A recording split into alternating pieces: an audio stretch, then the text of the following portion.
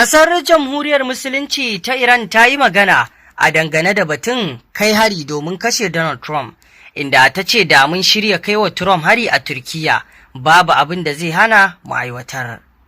Sakataren Majalisar Tsaron Iran, Mohsen Razai, ya ce Firaministan Isra'ila Benjamin Netanyahu ne ya kitsa cewa Iran ta yi yunkurin kashe Trump domin ƙara harzika shi, wato ya ci gaba da yaƙi da Iran. Cikin wata hira da kafar yada labarai ta Almanar, wato mai watsa shirye-shiryenta da harshen Larabci mai alaka da ƙungiyar Hezbollah ta Lebanon, Mr. Razai ya ce zarge-zargen da ke cewa Iran ta yi yunkurin kashe Donald Trump a lokacin ziyararsa zuwa Turkiyya tare da barazanar kashe wato ƙaramin ɗansa wata maƙarƙashiya ce daga Isra'ila. Ya ce Benjamin Netanyahu ne ya ƙirƙiro wannan shiri domin ya tsoratar da wato Donald Trump ya kuma harzika Donald Trump ɗin, wato da nufin Amurka ta ci gaba da yaƙi da Iran.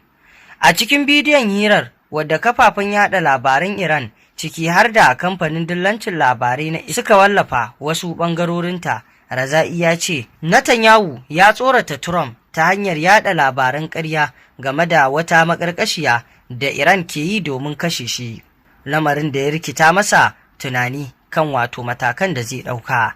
Waɗannan bayanai sun razana Trump, inda ya kiɗime har ya koma kamar mai sayar da abinci a motar raba abinci na jirage a yayin wato balaguransa zuwa Turkiyya.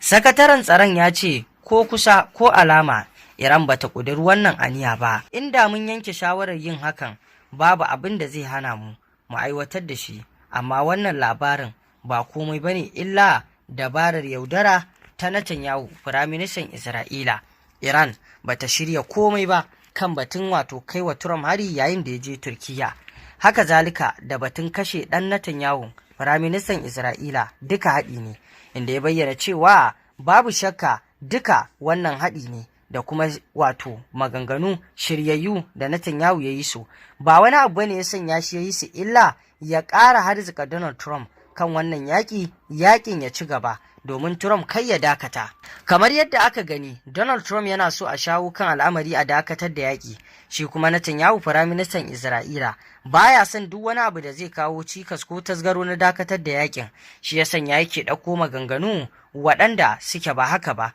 domin tunzura Donald Trump wajen a ci gaba da yaƙin. Ƙarshe dai a yanzu Iran ta fito ta yi magana ta bakin Mohsen Razai, inda ya bayyana cewa duk kalaman can na cewa za a kashe Donald Trump yayin da ya balaguro zuwa Turkiyya da kuma kashe ɗan Netanyahu ba komai bane illa kalamai na caci faɗi da wato Netanyahu ya kitsa su ya gaya wa Donald Trump, kuma ya rikita Donald Trump ya hargitsa shi dudan Donald Trump ya ƙara ɗaukar matakai akan Iran kada a dakatar da yaƙi. To masu saurare me za ku ce kan wannan?